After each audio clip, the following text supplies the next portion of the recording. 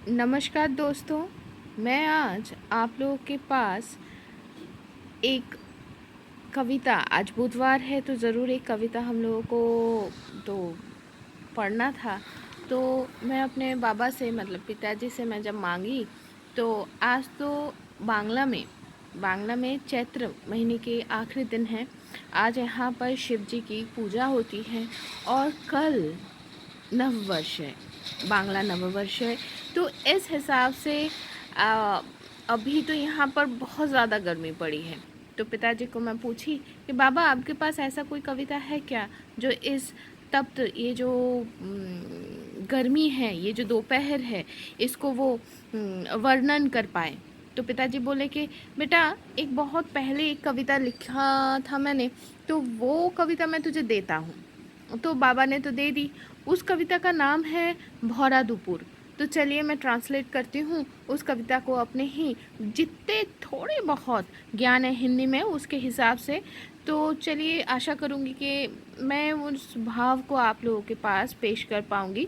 तो आज की कविता है भौरा दुपुर, लेखक श्री तीनकोरी पात्रो। तो शुरू करते हैं।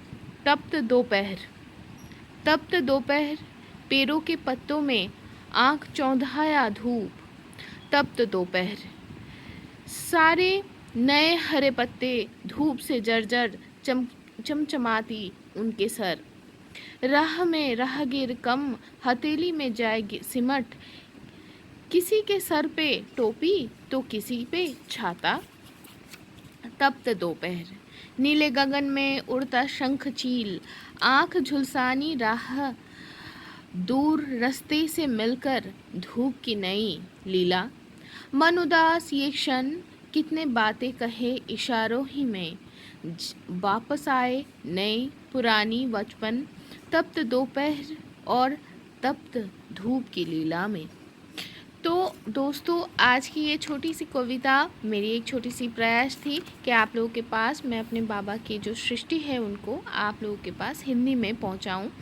तो आशा करूंगी आप लोगों को मेरी ये प्रयास अच्छी लगी। अगर किसी को यही कविता बांग्ला में सुनना है तो आप लोगों को आना पड़ेगा समयिता रूपकथा इस चैनल में, यूट्यूब में इसका ही है बांग्ला वर्जन, मतलब ओरिजिनल जो वर्जन है वो तो है ही।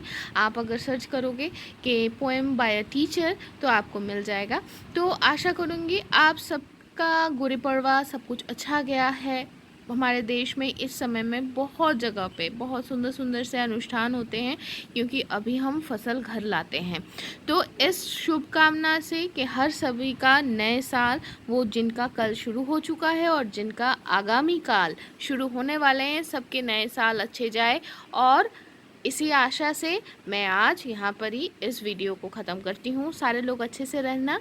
शुभमस्तु।